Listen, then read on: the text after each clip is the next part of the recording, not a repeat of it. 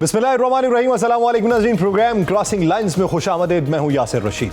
नाज़रीन, चीनी दारुल-हुकूमत बीजिंग में जब अमरीकी सदर डोनाल्ड ट्रंप और उनके चीनी हममनसब शी जिनपिंग एक दूसरे के सामने आए तो ये सिर्फ एक सिफारती मुलाकात नहीं बल्कि दो आलमी ताकतों के दरमियान एक नए दौर का आगाज बना, जिसमें दोनों रहनुमाओं के अल्फाज से ज्यादा उनकी हरकत और हर इशारे पर दुनिया की नजर थी। यूं दोनों रहनुमाओं के दरमियान मुसाफहे के लम्हे से ही ये वाज़ेह हो गया कि ये मुलाकात रिवायती नौइयत की नहीं है। सदर शी का हाथ ऊपर और डोनाल्ड ट्रंप का निस्बतन नीचे था, जिसे सिफारती हलकों में एक ऐसे इशारे के तौर पे देखा गया जो अमूमी तौर पे नफ्सियाती बर्तरी की अलामत समझा जाता है। लेकिन ट्रंप ने फौरन अपने दूसरे हाथ से शी के हाथ को हल्के से थपथपाकर उस तासुर को मुतवाजिन करने की कोशिश की, गोया वो ये तासुर देना चाहते हों कि वो मुकम्मल तौर पर दबाव में नहीं आए। यह लम्हा उस वसीतर हकीकत की अक्कासी कर रहा था कि इस बार ट्रंप एक ऐसे रहनुमा के सामने थे जो कई हवालों से उनके हम पल्ला ही नहीं बल्कि ज्यादा ताकतवर है। दिलचस्प बात यह है कि ट्रंप आलमी रहनुमाओं के साथ मुलाकातों में अक्सर अपने मद्दे मुकाबल पर हावी आने की कोशिश करते हैं, लेकिन इस मुलाकात में वो भी निस्बतन मोहतात दिखाई दिए। दूसरी जानिब सदर शी जिनपिंग पुरसुकून रहे, जिससे चीन की तवीलुल मुद्दती सिफारती हिकमत अमली वाज़ेह होती दिखाई दी। इस्तकबालिया तकरीब में ट्रंप का तालियां बजाना और इर्द गिर्द के माहौल से लुत्फ अंदोज होना इस बात का इशारा था कि वो चीनी मेजबानी के नफ्सियाती असर को कबूल कर रहे हैं। चीनी हुकाम ने रिवायती सिफारती आदाब और अलामती एहतराम के जरिए ट्रंप को एक खास अहमियत का एहसास दिलाया और उनकी यह हिकमत अमली किसी हद तक कामयाब भी दिखाई दी। इब्तदाई बयानात में भी यही तवाज़ुन झलकता रहा। सदर शी जिनपिंग ने गुफ्तगू को एक बड़े तारीखी और आलमी तनाजुर में पेश किया। उन्होंने कहा कि दुनिया एक नए मोड़ पर खड़ी है और दोनों ममालिक को अब यह फैसला करना है कि आया वो ताउन या फिर महाजराई का रास्ता इख्तियार करेंगे। उनका अंदाज सवालिया मगर नपातुला था, जैसे वो ना सिर्फ ट्रंप बल्कि आलमी बरादरी को भी मुखातिब कर रहे हों। दूसरी जानिब ट्रंप ने जाती ताल्लुकात, दोस्ती और माजी में मसाइल के फौरी हल का जिक्र करके माहौल को नरम रखने की कोशिश की और शी जिनपिंग को एक अजीम रहनुमा करार देकर सिफारती गर्मजोशी का इजहार किया। लेकिन इस दोस्ताना फैजा के दरमियान कई अहम, हसास और पेचीदा मामलात भी ज़ेर बहस आए, जिनमें सबसे ज्यादा नुमाया ताइवान का मसला था। चीनी सदर शी जिनपिंग ने वाज़ेह तौर पर इस मामले को दो तरफा ताल्लुकात का सबसे अहम नुक्ता करार दिया और खबरदार किया कि अगर इसे दुरुस्त तरीके से ना संभाला गया तो ताल्लुकात खतरनाक समत में जा सकते हैं। इस अहम मुलाकात में ईरान के मामले की अहमियत भी गैर मामूली रही। अगरचे दोनों रहनुमाओं ने खुलकर तो इस बारे में जिक्र नहीं किया, लेकिन सिफारती हलकों में ईरान के मामले को इस मुलाकात के एक अहम लेकिन गैर एलानिया एजेंडे के तौर पर देखा जा रहा है। व्हाइट हाउस ने यह दावा किया है कि चीन के सदर शी जिनपिंग और अमेरिका के सदर डोनाल्ड ट्रंप में इस बात पर इत्तफाक राय पाया गया कि ईरान को एटमी हथियार हासिल नहीं करने चाहिए और आबनाए हरमुज खुली रहनी चाहिए। व्हाइट हाउस का यह दावा अपनी जगह, लेकिन ट्रंप की यह ख्वाहिश रही कि चीन ईरान को अमेरिका के साथ मुआहदे पर आमादा करे। लेकिन तज्जियाकारों का ख्याल है कि चीन ईरान पर दबाव डालने के लिए तैयार नहीं होगा, क्योंकि ईरान उसका एक अहम स्ट्रेटेजिक पार्टनर है। दूसरी जानिब चीन और अमेरिका के दरमियान जारी तजारती तनाव भी इस मुलाकात के माहौल पर असरअंदाज होता दिखाई दिया। ट्रंप अपने साथ दुनिया की मुतअद्दिद बड़ी कारोबारी शख्सियत को लेकर आए, जिससे यह पैगाम दिया गया कि वो मुआशी ताल्लुकात को मजीद गहरा करना चाहते हैं, लेकिन साथ ही वो चीन पर दबाव भी बरकरार रखना चाहते हैं कि वो अमेरिकी मसनूआत की खरीदारी बढ़ाए। चीनी सदर शी जिनपिंग ने जवाब में दो तरफा ताउन बढ़ाने और मुश्तरका मफादात पर मिलकर काम करने की बात की और अमरीकी कंपनीज के लिए मजीद मौके फराहम करने का इंदिया दिया। यूं एक ऐसा तवाजुन कायम होता दिखाई दिया जिसमें दोनों फरीक बैक वक्त एक दूसरे से ताउन करने पर आमादा नजर आए, लेकिन एक दूसरे के हरीफ भी दिखाई दिए।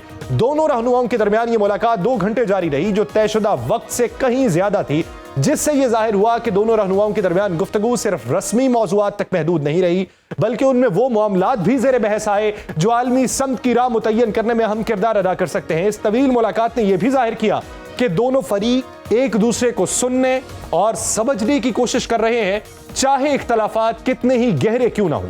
दौरे के दौरान सदर डोनाल्ड ट्रंप ने गैर मुतवक्के तौर पे एक ऐसे रहनुमा का सामना किया है जो न सिर्फ बराबर की ताकत रखता है बल्कि अपनी रफ्तार और अंदाज में ज्यादा मुस्तकिल मिजाज भी है।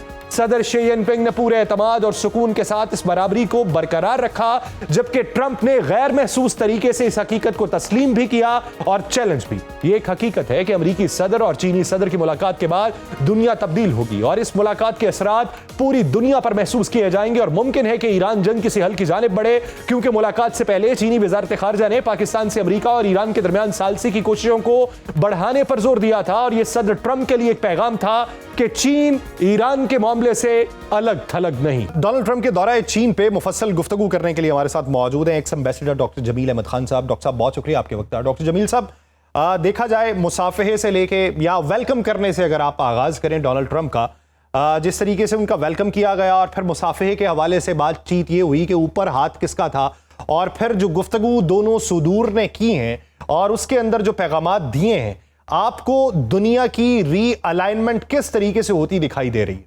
जी हाँ, इसमें यकीनन पूरी दुनिया की नजरें इस पर थीं और इसके ऑप्टिक्स भी, इब्तदाई ऑप्टिक्स, आज सारे दिन की ऑप्टिक्स वो बड़े मस्बत रहे।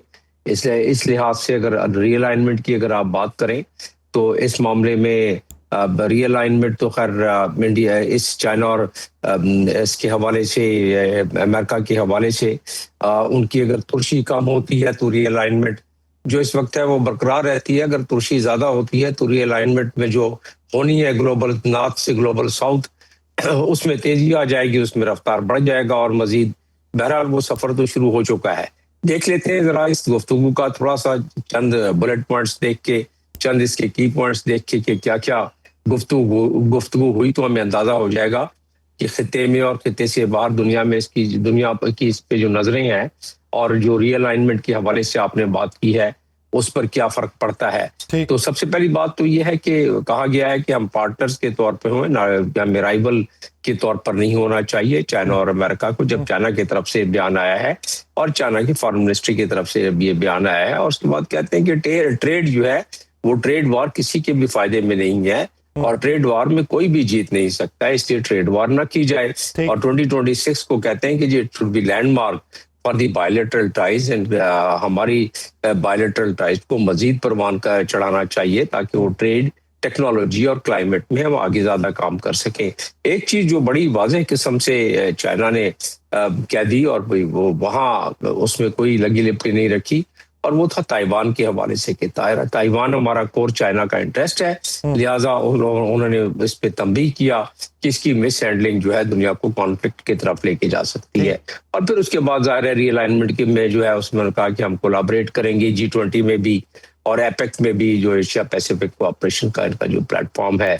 और स्टेट ऑफ हॉर्मुज़ के हवाले से एक अहम बात हो गई है कि ये स्टेट ऑफ हॉर्मुज़ को यकीनन खोलना चाहिए और ईरान को न्यूक्लियर वेपन नहीं रखना चाहिए और ईरान को should never have nuclear weapon.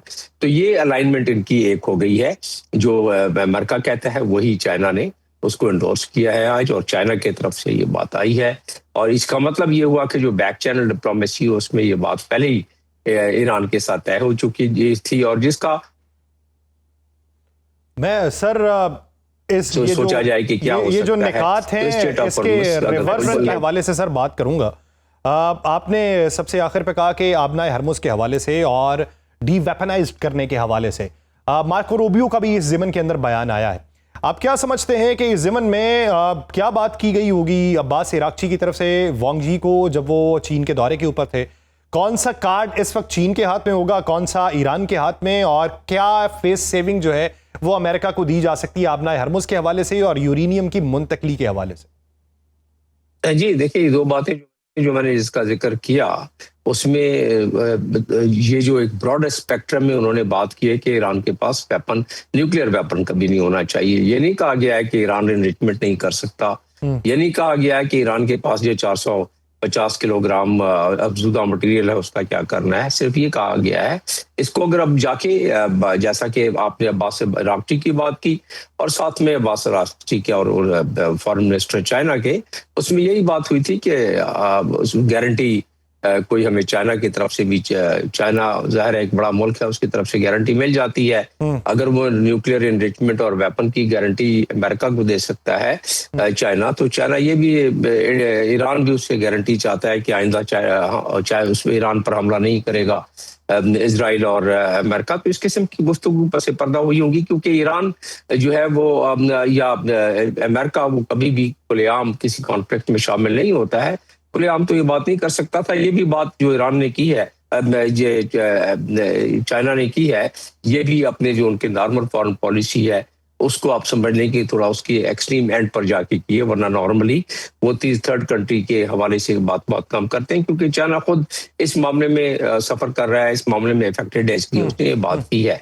और फिर दूसरी बात ये कि फॉरेन मिनिस्ट्री जो है ना उसने लाइन ली है कि हम तो इस स्पिरिट में काम करेंगे कि इक्वालिटी के साथ अमेरिका के साथ म्यूचुअल रिस्पेक्ट और म्यूचुअल बेनिफिट जिस तरह की हुआ।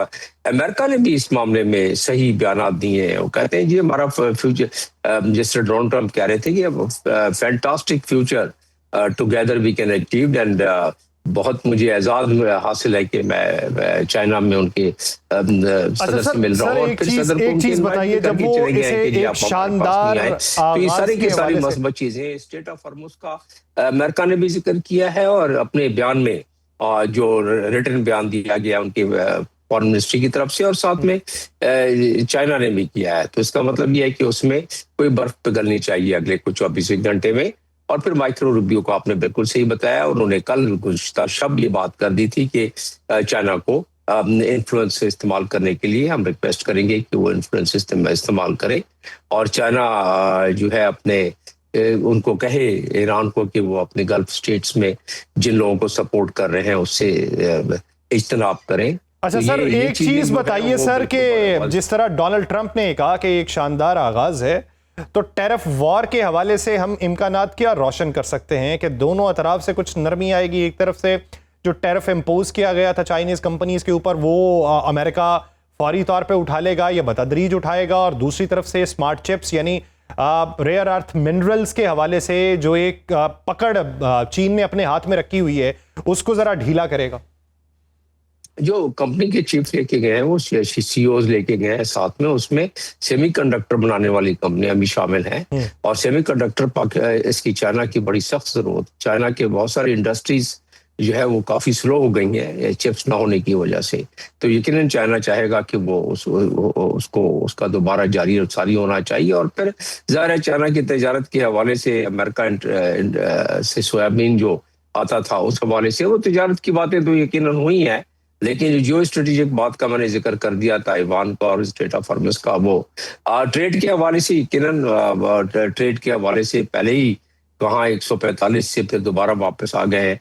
तो अभी मजीद मालूम होता है कि जाके ये ट्रेड के बारे में मजीद इसमें रिलैक्सेशन, क्योंकि दोनों ममालिक के लिए ये राहें हमवार की जा रही हैं जो उनके सीईओज वगैरह आए थे ताकि वो दोबारा इन्वेस्टमेंट चाइना में हो सके और चाइनीज जो है वो अमेरिका में जाके इन्वेस्टमेंट कर सके। और इसीलिए उन्होंने कह दिया कि ये हम जो है इस कॉन्फ्लिक्ट को वो हम इस मामले में अपने सामने नहीं आने देंगे और हम चाहते हैं कि हम ट्रेड के जरिए दोनों एक साथ पार्टनर के तौर पे तरक्की करें, ना कि हम एक दूसरे के हलीफ बनने की कोशिश करें इस मामले में। तो यकीनन एक अच्छा एक सफर का आगाज किया है और जिस तरीके से डोनाल्ड ट्रंप जची तुले अल्फाज में बात कर रहे थे, लिखे हुए अल्फाज को पढ़ रहे थे, ये जो डोनाल्ड ट्रंप ये वो डोनाल्ड ट्रंप नहीं है जो। अच्छा सर, फिर ये बताइए कि दुनिया के मुख्तलिफ ममालिक के जो दौरे डोनाल्ड ट्रंप अब तक कर चुके हैं, जिस तरीके से वो मुसाफिया करते हैं, जिस तरीके से गुफ्तो-शुनीद करते हैं, उन दौरों में और इस दौरे में बुनियादी फर्क क्या दिखाई दे रहा है? बुनियादी फर्क ये है कि यहाँ वो एक बिल्कुल अच्छे स्टेट्स पर्सन के तौर पर, स्टेटमैन के तौर पर और बराबरी की बुनियाद पर आके वो बात कर रहे थे, बल्कि थोड़ा सा चाइना को ज्यादा बेहतर सबकत के लिहाज से वो देख रहे थे। और आपने मुसाफिया का जिक्र किया, आपने हैंड शेकिंग का जिक्र किया, किस तरह शी पिंग जो है किस कॉन्फिडेंस के साथ हाथ ऊपर करके मुसाफिया कर रहे हैं। वो तमाम वो चीजें ब्रीफ कर दी जाती हैं हेड ऑफ स्टेट्स को कि इनका जो जाती किस किस्म से रहता है, तरीका कार डिमीनर क्या होता है, उसके सिग्नल्स क्या होते हैं। डोनाल्ड ट्रंप जब यूरोपियन सरबराहान से मिलते हैं तो किस तरह उनकी हिज़ीमत करने में देर नहीं करते हैं। यहाँ आप देखें कि कितने जचे तुले अल्फाज में कितने आदाब, डिप्लोमेटिक आदाब को मलूज़े खातिर लाते हुए वो सारी उनकी गुफ्तगू रही है। तो ये बजाते खुद इस चीज़ की गमाजी करता है कि अमेरिका समझता है कि चाइना एक न सिर्फ हम पल्ला है, लेकिन कई मामले में चाइना सबकत लेता जा रहा है अमेरिका से। तो उस लिहाज से अगर देखा जाए तो जो चाइना डिजर्व करता था रिस्पेक्ट, उससे कई मामलात के ऊपर चाइना जो है सबकत लेता जा रहा है। तो इसी बुनियाद के ऊपर डोनाल्ड ट्रंप की मौजूदा अगर पोजीशन देखें, मौजूदा उनका अंदाज देखें तो माजी के दौरों से मुख्तलिफ दिखाई देता है। तो इसका आउटकम क्या निकलता है उसके ऊपर बिलखुसूस नजर रखने की जरूरत है। बहुत शुक्रिया डॉक्टर जमील अहमद खान साहब सवाल देने के लिए। नाज़रीन, पाकिस्तान के खिलाफ इसराइल ने जो एक नैरेटिव वॉर का आगाज किया है और उसके पसे पर्दा जो मुहर्रिक है, उन्हीं के ऊपर बात की जाएगी। एक शॉर्ट ब्रेक के बाद कहीं नहीं जाएगा। Welcome back. नाज़रीन, मशरिक़ वस्ता की बदलती हुई सिफारती बिसात पे एक नई खामोश जंग जारी है, जहां गोलियों से ज्यादा बयानिए बनाए जा रहे हैं और इस जंग का हदफ अब पाकिस्तान का उभरता हुआ सिफारती किरदार बन चुका है। अमेरिका और ईरान के दरमियान कशीदगी के बीच इस्लामाबाद की सालसी ने जहां कई दरवाजे खोले, वहीं उसके खिलाफ एक मुनज़्ज़म मालूमाती मुहिम भी तेजी से सामने आई है, जिसका मकसद पाकिस्तान के किरदार को मुतनाज़ बनाना है। वफाकी वज़ीर इत्तलात अता तारड़ ने भी आज अपने एक ट्वीट में कहा कि पाकिस्तान के खिलाफ वो अनासिर मुहिम चला रहे हैं जिन्हें पाकिस्तान का बतौर सालिस किरदार कबूल नहीं। उन्होंने पाकिस्तान के हवाले से गलत खबरें फैलाने को एक मुनज़्ज़म साजिश करार दिया। मगरबी और इजराइल नवाज मीडिया प्लेटफॉर्म्स पे हालिया दिनों में एक वाज़ेह पैटर्न देखने में आया है। अमरीकी नशरियाती इदारे CBS की जानिब से पाकिस्तान में ईरानी तैयारों की मौजूदगी की खबर हो या BBC, रॉयटर्स और न्यूयॉर्क टाइम की तरफ से अफगानिस्तान, बलोचिस्तान और इंसानी हुकूक के मामलात पर मुसलसल रिपोर्टिंग हो, इन सब से यह मजमूई तासुर पैदा हुआ है कि पाकिस्तान को एक गैर जानिबदार सालिस की बजाय एक मशकूक रियासत के तौर पर पेश किया जाए। ये अलग अलग खबरें नहीं बल्कि एक मरबूत बयानिया साजी है, जिसका मकसद इस्लामाबाद के सिफारती किरदार को कमजोर करके दिखाना है। इस बयानिए का महवर इजरायली वज़ीर आज़म बेंजामिन नेतन्याहू और उनके करीबी साथी और करीबी सियासी और अबलागी हल्के दिखाई देते हैं। बेंजामिन नेतन्याहू की हुकूमत के लिए खित्ते में कशीदगी का बरकरार रहना एक स्ट्रेटेजिक जरूरत है, क्योंकि अगर अमेरिका, ईरान और खलीजी मुमालिक के दरमियान ताल्लुकात बेहतर हो जाएं तो इजराइल का वो पुराना मौकिफ कमजोर पड़ जाएगा जो मुस्तकिल खतरे और महाज आराई के ऊपर खड़ा है। यही वजह है कि किसी भी मुमकिन अमन अमल को गैर मौसर बनाने की कोशिशें बयानिए की सतह पर तेज कर दी गई हैं। UAE की वजारत खारजा की जानिब से बेंजामिन नेतन्याहू के मुबैना खुफिया दौरे की तरदीद और उसके फौरन बाद अखबार टाइम्स ऑफ इजराइल में ईरान पर सऊदी अरब के खुफिया हमलों से मुतल्लिक खबरें एक ऐसा ईरान मुखालिफ ब्लॉक कायम होने का तासुर पैदा कर रही हैं जो जमीनी हकीकत से ज्यादा एक नफ्सियाती हरबा मालूम होता है। खलीजी मुमालिक की जानिब से उन दावों की तरदीद के बावजूद ऐसे बयानिए बार बार सामने आना इस बात की निशानदही करता है कि खित्ते में बदएतमादी को दानिस्ता हवा दी जा रही है।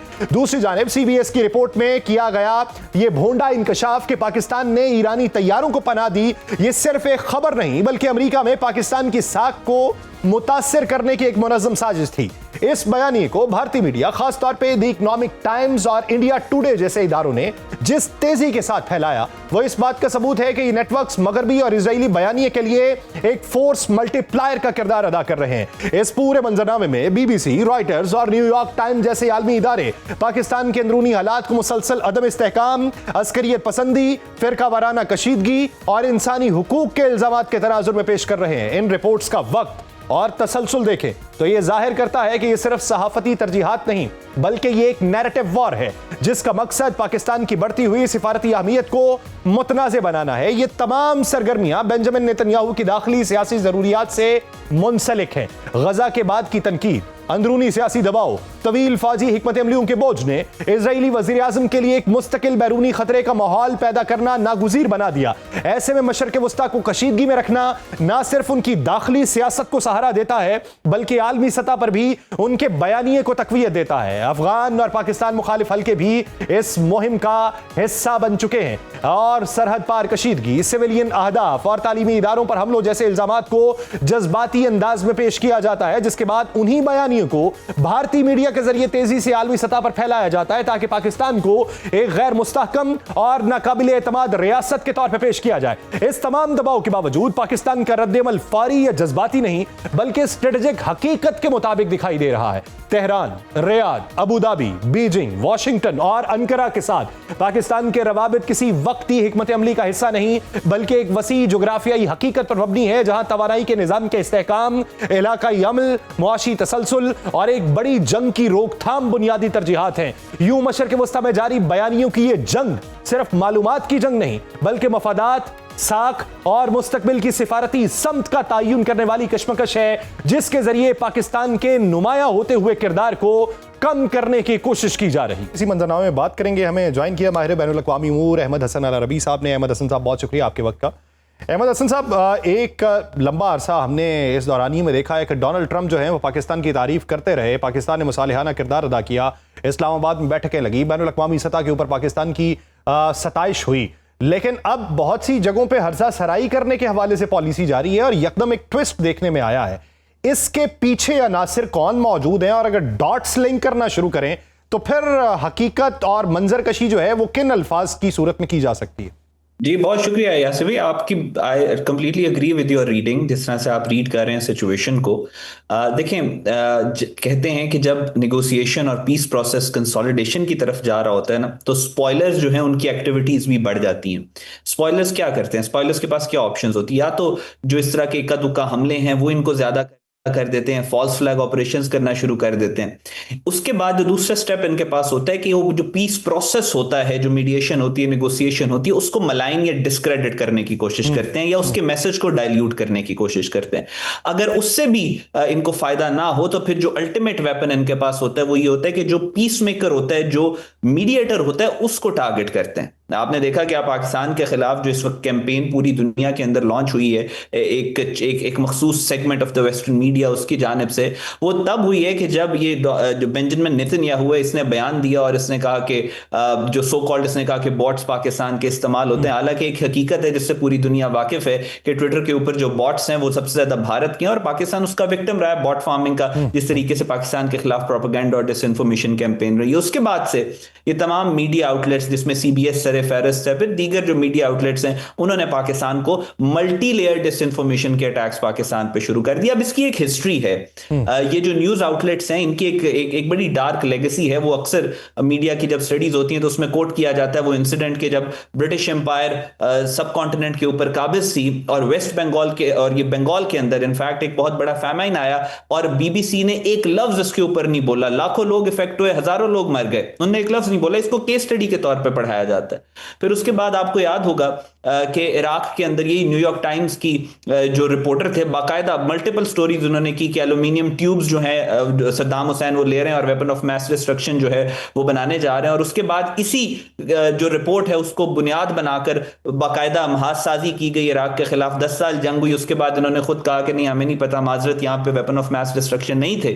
1990 का जो वो बच्ची नाजरिया का जो मशहूर केस था कि जो CNN और ABC न्यूज ने जिसको स्पॉन्सर किया और उसको US कांग्रेस तक पहुंचाया और कहा कि इंक्यूबेटर से इराकी जो है वो बच्चों को निकाल रहे हैं। लेटर ऑन पता चला कि वो सारा एक PR स्टंट था और वो कुवैती एम्बेसडर की बेटी थी और वो सारा एक वाकया बाकायदा मीडिया स्टडीज में पढ़ाया जाता है। लीबिया के अंदर इन्होंने कहा कि ये रेप को मुअम्मर कदाफी जो है वो मैस रेप्स करने लगा है टू द एक्सटेंट, इतनी डेंस मिस इन्फॉर्मेशन थी यही CNN BBC और इन सारे न्यूज नेटवर्क्स की कि बाद में उसको पता चला जो UK मेरा अहमद हसन साहब सवाल ये है कि अभी अगर सूरत हाल को देखें, जब माजी करीब में हमें मालूम पड़ता है कि एक मुस्तकिल लॉबिंग की गई है भारत की तरफ से और भारत ने बैनुल अक़वामी सतह के ऊपर पाकिस्तान के खिलाफ मुनज़्ज़म एक कैंपेन चलाई थी, पर्दा चाक हुआ, फिर भारत की अपनी पसपाई हुई। लेकिन मौजूदा सूरत हाल के अंदर इसका बड़े पैमाने पर फैलना और फिर पाकिस्तान के अंदर दहशतगर्दी की सर्ज का जो है वो देखने में आना और फिर भारतीय मीडिया का उसको उठाना, भारतीय मीडिया या भारत के पास ऐसा नुस्खा कीमिया क्या आ गया कि इतनी पसपाई के बाद भी फिर वो चाल चलने लगे हैं? तो पुष्ट पे कौन खड़ा है? जी मैं वही आपसे कर रहा हूं ना, ये सारे न्यूज नेटवर्क्स जो जितने भी इस वक्त पाकिस्तान के खिलाफ बात कर रहे हैं, इनकी एक बाकायदा तौर के ऊपर ये इस्तेमाल होते हैं नैरेटिवाइजेशन के लिए और फिर इन्हीं का इस्तेमाल किया जाता है किसी भी मुल्क को, अमन को, पीस को मलाइन करने के लिए। इन सारों की जो डोरें हैं वो आपको कनेक्टेड नजर आती है बेंजामिन नेतन्याहू के साथ, आपको इसराइल के साथ इनकी डोरें नजर आती हैं। उनके पास फाइनल ऑप्शन जो बचा है वो ये बचा है कि अगर नेतन्याहू इख्तिदार में रहना चाहता है तो वो मजीद ये जो पीस प्रोसेस को आगे बढ़ने नहीं दे सकता। ये उसके लिए एग्जिस्टेंशियल थ्रेट है। इसराइल के अंदर जो पॉलिटिकल टर्मोइल है अपनी पीक के ऊपर है। नेतन्याहू के खिलाफ आवाजें सबसे ज्यादा उठ रही हैं। अमेरिका की सपोर्ट यहां से निकलती चली जा रही है। अमेरिका ये कहता है कि हम इसराइल के खिलाफ, इसराइल के हक में मजीद वो जंगें अब नहीं लड़ेंगे जिसका फायदा डायरेक्टली बेंजामिन नेतन्याहू को है। बिल क्लिंटन जब इस जो एक्स प्रेसिडेंट है US का, वो ये बात करता है कि मिडिल ईस्ट में जो जंगें हो रही है वो नेतन्याहू को इख्तिदार में रखने के लिए हो रही हैं। तो नेतन्याहू इज इन पैनिक और ये वो सपोर्ट ग्रुप है कि इंडिया, इसराइल और अफगानिस्तान की लॉबी, जो पहले भी आपके प्रोग्राम्स में हम डिस्कस करते आए कि इस दुनिया में 3 जो गवर्नमेंट्स हैं वो चाहती हैं कि केओस और एनार्की जो है वो मजीद फैले, क्योंकि उसी से उनको इंटरनल लेजिटिमेसी मिलती है, जिसमें भारत की BJP की गवर्नमेंट है, अफगान तालिबान जो है वो हैं और इनके सरे फहरिस्त जो है वो मास्टर प्रॉक्सी, और ये तो मास्टर प्रॉक्सी है, और जो सर फेरिस्त है वो इसराइल है। वहां से सारी डोरें कनेक्टेड हैं। इसी वजह से आप देखिए जो सीबीएस न्यूज नेटवर्क है, इसको पैरामाउंट ग्लोबल इसको ओन करता है। पैरामाउंट ग्लोबल जो है वो सिस्टर कंपनी है रिलायंस ग्रुप की, जिसको मुकेश अंबानी हेड करता है। और मुकेश अंबानी, आप बताने की जरूरत तो नहीं है, वो रॉ का माउथ पीस है, मोदी का जो क्रोनी है। सो ये सारा नेटवर्क जो है, ये नेक्सस ऑफ इवल जो है, इंडिया, अफगानिस्तान और इसराइल, ये वो कनेक्टेड है जिससे पाकिस्तान को साहब, आप समझते हैं कि इसका कोई ना कोई नतीजा इनके हक में निकलेगा? और दूसरी बात ये कि अगर अभी देखा जाए तो प्राइम मिनिस्टर ऑफिस इजराइल जो है वो क्लेम करता है कि जंग के दिनों में खुफिया तौर पे दौरा किया गया। डिनायल उसका विद इन आवर जो है वो यूएई मोफा की तरफ से आ जाता है।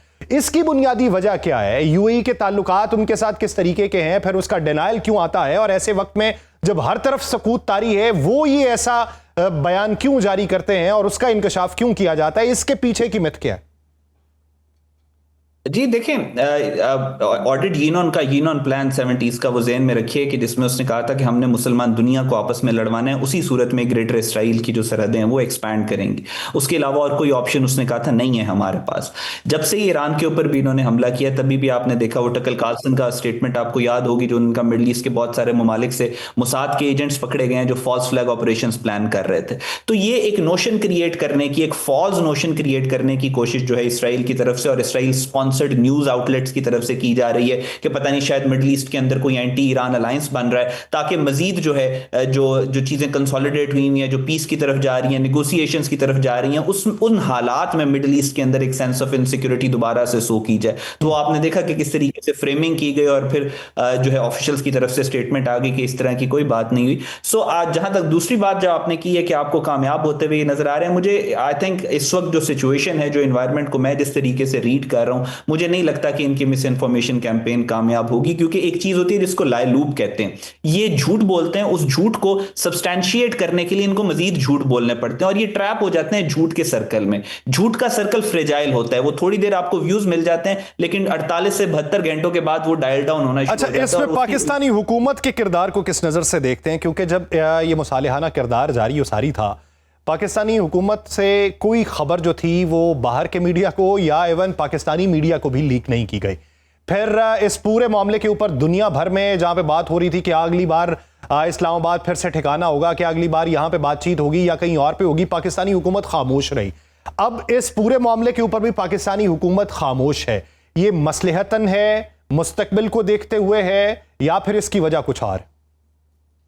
देखिए, पाकिस्तान की इस निगोसिएशंस के अंदर जितनी कम जो इन्फॉर्मेशन है, पाकिस्तान एक तो मीडिएटर भी है, मीडिएटर का अपनी एक एडेड रिस्पॉन्सिबिलिटी होती है। उसके बाद साथ साथ मैच्योरिटी या सीरियसनेस इन मुज़ाकरात में तभी आती है। आपको याद होगा जेडी वेंस की स्टेटमेंट जो उन्होंने कहा था, I don't want to negotiate in front of camera publicly, I don't want to negotiate publicly. So वहां से आपको पता चलता है कि पीस प्रोसेस या निगोसिएशन उतनी ही कामयाब होने के चांसेस ज्यादा होते हैं जब कम से कम इंफॉर्मेशन जो है वो मीडिया, यानी इंफॉर्मेशन को वेपनाइज कम से कम किया जाए। तो पाकिस्तान ने बड़ा मैच्योर रोल प्ले किया है जहां तक इंफॉर्मेशन स्ट्रेटजी। दूसरा, हमारी जो इंफॉर्मेशन स्ट्रेटजी है वो हमने जो मार्का हक बुनियानुल मरसूस के बाद से भी, और दुनिया की जो चेंजिंग जियोपॉलिटिकल एनवायरनमेंट और इंफॉर्मेशन एनवायरनमेंट है, वहां से मुझे ऐसा लगता है जो गवर्नमेंट ने हमारी जो इंफॉर्मेशन स्ट्रेटजी अडॉप्ट की है वो बहुत ज्यादा जो है वो पावरफुल है। पावरफुल इन अ सेंस कि जैसे मैंने बताया कि एक लाई लूप है जिसमें इसराइल और इंडिया ट्रैप्ड हैं, झूठ पे झूठ, और उसको लूप बन जाता है। उसके मुकाबले पे ऑटोमेटिकली पाकिस्तान के पास सिर्फ एक ही ऑप्शन है और वो ट्रांसपेरेंसी और ट्रूथ है। जब ट्रांसपेरेंट रखते हैं चीजों को, ट्रूथ बोलते हैं, क्योंकि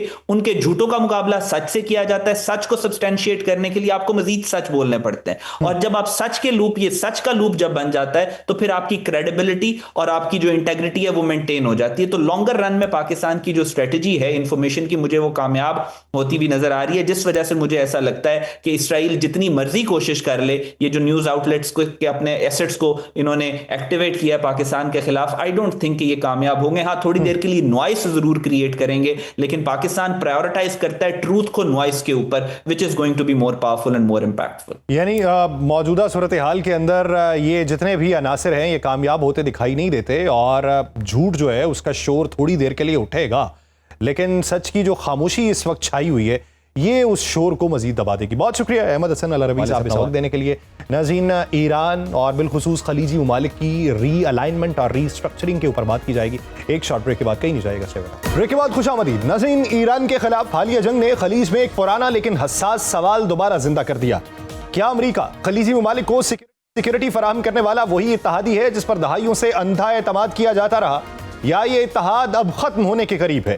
खलीजी ममालिक ने इस जंग में सिर्फ ईरानी मिसाइल्स और ड्रोन्स का सामना नहीं किया, बल्कि वाशिंगटन के रद्द-ए-अमल को भी परखा है। कई दारुल हुकूमतों में यह एहसास उभरा कि वो एक ऐसी जंग का हिस्सा बन चुके हैं जिसमें ना उनसे मुशावरत हुई, ना उनके मफादात को मुकम्मल तरजीह दी गई, और यही वो लम्हा है जहां से एतमाद में दरार पैदा होना शुरू हुई। अमरीका और खलीजी ममालिक के दो तरफा ताल्लुकात दूसरी आलमी जंग के बाद मजबूत हुए, जब अमरीका ने बरतानिया की जगह खलीज में मरकजी ताकत के तौर पर कदम रखा। 1943 में अमरीकी सदर फ्रैंकलिन रूजवेल्ट ने सऊदी अरब के दिफा को अमरीकी मफाद में करार दिया, और 1945 में शाह अब्दुल अजीज के साथ मुलाकात ने एक ऐसे ताल्लुक की बुनियाद रखी जिसे बाद में तेल के बदले तहफ़्फ़ुज़ का गैर एलानिया समझौता कहा गया। यह ताल्लुक ही सर्द जंग के दौरान सोवियत यूनियन के खिलाफ एक स्ट्रेटेजिक ढाल बना, जबकि 1980 के कार्टर डॉक्ट्राइन ने खलीज को अमरीकी सिक्योरिटी दायरा-ए-कार का लाजमी हिस्सा बना दिया।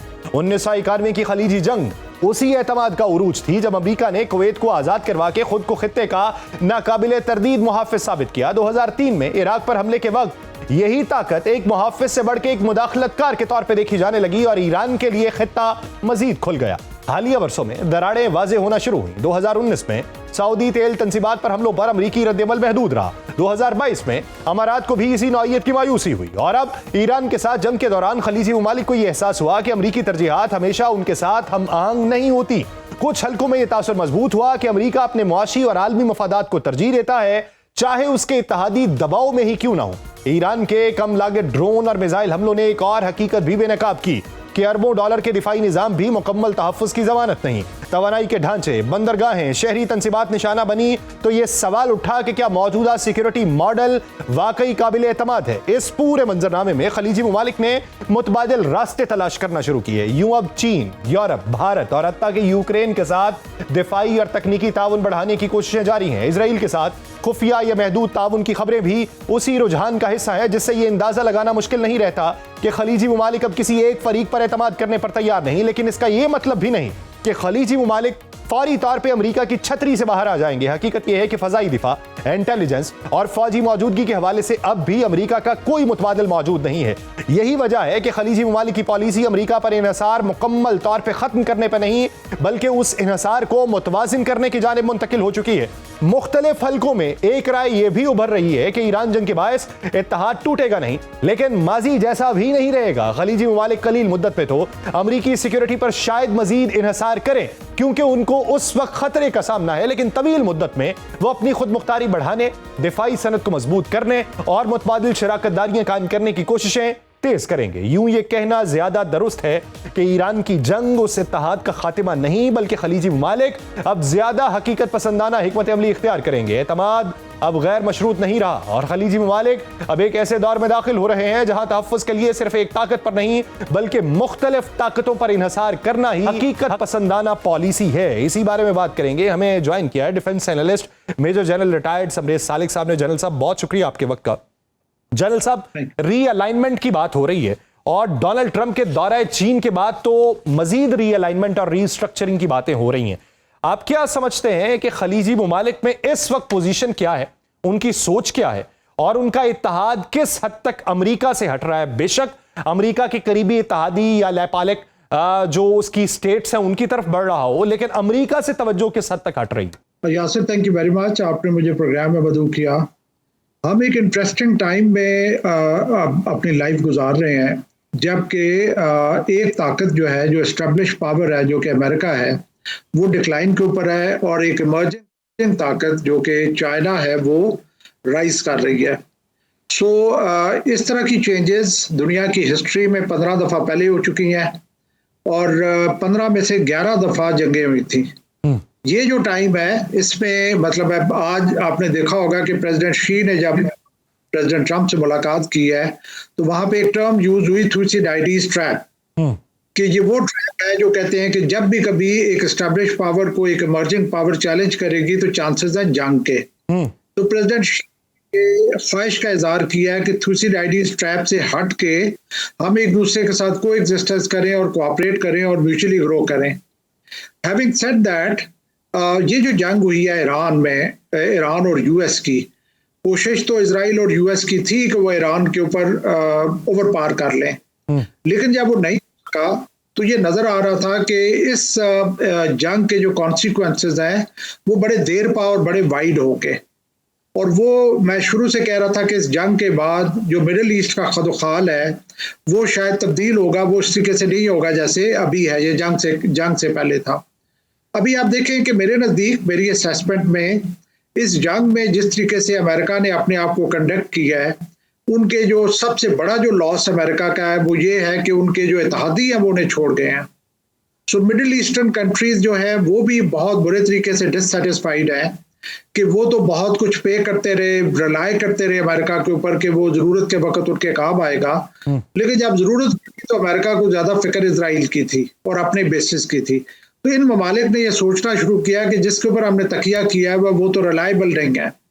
सो मेरे नजदीक आप जैसे आपने इनिशियल रिमार्क्स में कहा कि अमेरिका का मुतबादिल शायद अभी नहीं है, लेकिन ग्रेजुअली ये चीज़ें जो है वो इससे वीन अवे होती हैं। आप देखें सऊदी अरेबिया इस वक्त क्या कर रहा है, सऊदी अरेबिया टर्की के साथ भी बातचीत कर रहा है, सऊदी अरेबिया पाकिस्तान के साथ ऑलरेडी उसका एक डिफेंस एग्रीमेंट है। आज मैं पढ़ रहा था कि सऊदी अरेबिया ने एक ट्रूस ऑफर किया है ईरान के साथ कि हम मिडिल ईस्ट में कोई जो है वो अग्रेशन नहीं करेंगे एक दूसरे के खिलाफ।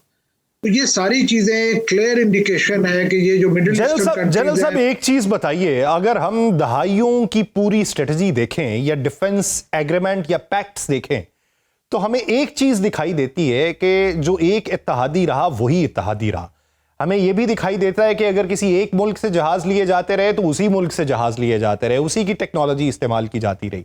लेकिन अब हम ये देख रहे हैं कि अगर बहरी सतह पे इत्तेहाद किसी के साथ है तो फजाई सतह पे किसी और के साथ है, और वो भी किसी एक मुल्क के साथ नहीं, मुख्तलिफ ममालिक के साथ अब चल रहा है। मुख्तलिफ ममालिक के जहाज खरीदे जा रहे हैं, ड्रोन टेक्नोलॉजी किसी और की खरीदी जा रही है, मिसाइल टेक्नोलॉजी में किसी और से इत्तेहाद हो रहा है। तो ये अब मल्टाई डोमेन जो इस वक्त स्ट्रेटजी चल रही है, इसकी असल वजह क्या है? किसी एक पर तकिया ना करने की जो रविश अब अपनाई जा रही है, ये किन तजर्बात की बुनियाद के ऊपर? देखिए, इसमें दो मेरे नजदीक पहलू हैं। पहला तो ये है कि डाइवर्सिफाई करें, एक के ऊपर रिलाय ना करें। आप देखें कतर के साथ क्या हुआ था, जब कतर के ऊपर इजरायली मिसाइल्स आए या एयर रेड आए तो उनके जो सिस्टम्स थे वो फंक्शनल ही नहीं थे। तो आजकल जो मॉडर्न टेक्नोलॉजी है, दीज आर कंप्यूटर बेस्ड, और इसमें जिसके पास जो इसका क्रिएटर होता है वो अपने पास कंट्रोल रख लेता है, और ऐन वक्त पे जब आपको उस टेक्नोलॉजी की ज़रूरत होती है आप उसे ज़रूरत इस्तेमाल नहीं कर पाते। तो इसलिए आजकल ज़्यादा ममालिक की ये कोशिश होगी कि वो डाइवर्सिफाई करें बजाय इसके कि putting all the eggs in the same basket. Second जो डायमेंशन है इसकी वो ये है कि जो टेक्नोलॉजी है वो किसी एक की विरासत नहीं रही। पहले ये होता था कि यूएस अगर एक सुपर पावर है तो हर डोमेन में वो डोमिनेट कर रहा है, लेकिन अभी आपने देखा है कि मई 25 की जंगें और 26 की जंगें, ये 2 साल की जो जंगें हैं, इन्होंने ईस्टर्न टेक्नोलॉजी को हावी शो किया है वेस्टर्न टेक्नोलॉजी के ऊपर। राफेल गिराए गए, उसके बाद आपने देखा कि मिडिल ईस्ट में आयरन डोम और थर्ड मिसाइल सिस्टम और पता नहीं क्या कुछ था, नथिंग वर्कड। सो मेरे नजदीक ये जो 2 साल गुजरे हैं 25 और 26, ये बहुत डिफाइनिंग ईयर्स रहे हैं टेक्नोलॉजी की डोमिनेशन के पॉइंट ऑफ व्यू से। मेरे नजदीक ईस्टर्न टेक्नोलॉजी है वो ज्यादा उसने प्रिवेल किया as compare to western technology. तो इस सिचुएशन में लोग, जाहिर है everybody will try to get the best equipment and the most reliable equipment. ये ना हो कि उस वक्त मेरे पास बेस्ट तो हो लेकिन वो काम ना करे at the critical time, because जो क्रिएटर है वो नहीं चाहता कि वो काम करे। तो ये मेरा ख्याल है चंद पहलू है जिसकी वजह से जो ममालिक हैं वो भी डिफरेंट डायरेक्शन में देख रहे हैं। अच्छा सर, आप क्या समझते हैं कि ईरान के साथ ताल्लुकात किन ममालिक के मुस्तकबिल के अंदर बेहतर होंगे और किन ममालिक के बदतरीन नहज तक पहुंच जाएंगे? देखिए, सबसे पहले तो मैं पाकिस्तान का जिक्र करना चाहूंगा। पाकिस्तान और ईरान ब्रदरली कंट्री रहे हैं प्रायर टू 1979 रेवोल्यूशन। 1979 में ईरान में रेवोल्यूशन आई वो शायद इतना हमारा मेजर कंसर्न नहीं था, लेकिन उसी साल सोवियत यूनियन अफगानिस्तान में आ गया। तो सोवियत यूनियन को जो कोल्ड वॉर की जो जंग थी उसमें जो डिफीट देनी थी, तो हम ज्यादा क्लोज चले गए यूएस और सऊदी अरेबिया के। और वो जो था that was at the cost of our relations with Iran. So मैं ये अक्सर कहता हूं कि बचपन में हमने Persian as a second language पढ़ी थी अपनी क्लास स्कूलों में, और कॉलेज लाइफ में हमने Arabic as a second language पढ़ी थी। तो ये था कि हम ट्रांजिट कर गए एक डिफरेंट कैंप में, जो कि हमारे तल्लक हम we got divergent from Iran. अब ये जो फ्यूचर आ रहा है जिसमें भी आप देख रहे हैं कि किस तरीके से कन्वर्जेंसेस आ रही हैं पाकिस्तान और ईरान के दरमियान में। सो मेरे नज़दीक इंडिया ने बहुत इनरोड्स बनाए थे मिडिल ईस्ट में, वो तो बुरे तरीके से अनसीट हुआ है, और उसकी बेसिक वजह इंडिया को खुद ब्लेम करना होगा, क्योंकि उसका दोगलापन था। वो running with the mayor and hunting with the hound के वो मतलब अपना कतर वगैरह के साथ अपनी कोलैबोरेशन भी कर रहा था और इजराइल के लिए जासूसी भी कर रहा था। तो वो तो उसको उसकी कीमत पे करनी पड़ेगी। लेकिन ये कि पाकिस्तान इस सिस्टम में भी ईरान के ज़्यादा क्लोज होगा। इसके अलावा आप देखेंगे कि जो पुरानी अलायंसेस थी ईरान की बहरीन के साथ थी, उसकी यूएई तो खैर एक वो हो गए हैं, अलग हो गए हैं। इसके अलावा कतर के साथ थी। तो ये वो अलायंसेस हैं जो मेरा ख्याल अभी भी चलेंगी, और पर्टिकुलरली पाकिस्तान और अगर मैं ईरान की बताऊं तो हमारे कन्वर्जेंस आएगी। अभी आप देख रहे होंगे कि इन दिनों चाबहार के जो टीम है, जो उनकी मैनेजमेंट टीम है, दे आर विजिटिंग गवादर, और बहुत ज्यादा कोशिश है दोनों ममालिक की कि ये दोनों पोर्ट्स एक दूसरे को कॉम्प्लीमेंट करें। तो वो हमारे लिए बहुत एक पॉजिटिव डेवलपमेंट है। तो सर आप अभी इस जंग के बाद ये जो हमले हुए, क्या समझते हैं कि कम लागत हमलों ने आइंदा की जंग का मंजरनामा किस हद तक तब्दील कर दिया? देखिए, जंग का ये है कि कहते हैं कि नेचर तो उसकी फिक्स रहती है, कैरेक्टर उसका चेंज होता रहता है, और कैरेक्टर उसका चेंज होता है उस वजह से कि क्या आपको वसाइल अवेलेबल है, क्या ज़राए अवेलेबल है वो जंग लड़ने के लिए। सो इससे पहले एक डिफरेंट फॉर्म ऑफ वॉर होती थी जिसमें कॉन्टैक्ट वॉर होती थी, गुत्थम गुत्था होते थे, पायलट्स अपने आप एक दूसरे के साथ, टैंक्स एक दूसरे के साथ, गन्स एक दूसरे के साथ, तो गुत्थम गुत्था हो के लड़ाई के फैसले होते थे कि कौन जीता है। ये जो जंगें हैं 2025 और 26 की, इन्होंने हाईलाइट किया नॉन कॉन्टैक्ट वॉर को। पाकिस्तान और इंडिया की जो जंग हुई उसमें दोनों एयरक्राफ्ट तकरीबन ओवर 200 किलोमीटर एक दूसरे से दूर थे और एक दूसरे से वो मारने की कोशिश कर रहे थे, किसी ने बॉर्डर नहीं क्रॉस किया। फिर भी आप देखें कि इतना सीरियस डेंट डाला गया कि वो जो जंग है वो चंद दिनों में उसका फैसला होता हुआ नजर आया। तो ये जो एसिमेट्रिक वॉर है जिसमें कि एक ताकत जो है वो कमजोर है और दूसरी ताकत बहुत ताकतवर है, इसमें होता ही ये है कि जो कमजोर ताकत है वो अपना तरीकाकार इस तरीके से इस्तेमाल करती है कि वो जो पावरफुल कंट्री है उसकी जो एडवांटेजेस है उनको नलिफाई कर देती है। ठीक। इस पर्टिकुलर जंग ईरान और यूएस की है, इसमें आपने देखा कि उन्होंने बहुत सस्ते सिस्टम यूज किए और उनके ऊपर बहुत महंगे रिस्पॉन्सेज ड्रॉ इन किए, जिसकी वजह से तो कॉस्ट ऑफ वॉर तो वो तकरीबन अनबेरेबल होती गई अमेरिका के लिए। अब कहा जा रहा है कि इस जंग में अभी तक अमेरिका $29 बिलियन का खर्चा कर चुका है, जो कि ह्यूज अमाउंट है। तो ये मेरा ख्याल है कि ये कामयाबी थी ईरान की कि उन्होंने कॉस्ट ऑफ वॉर को इतना एस्केलेट कर दिया कि अग्रेसर के लिए मुश्किल हो गया कि उसको वो कंटिन्यू करे। कुछ ममालिक के लिए मुश्किल हो चुका है, इसीलिए जंग की हैयत जो है और उसका तरीकाकार जो है ये मुस्तकबिल में तब्दील होता दिखाई देगा। बहुत शुक्रिया मेजर जनरल रिटायर्ड समरेज सालिक साहब इस हवाले से अपना वक्त देने के लिए। नाज़रीन, प्रोग्राम का वक्त खत्म हो चाहता है, मुझे दीजिए इजाजत। आपसे मुलाकात होगी कल के रोज। अपना बहुत सा ख्याल रखिएगा। अल्लाह ने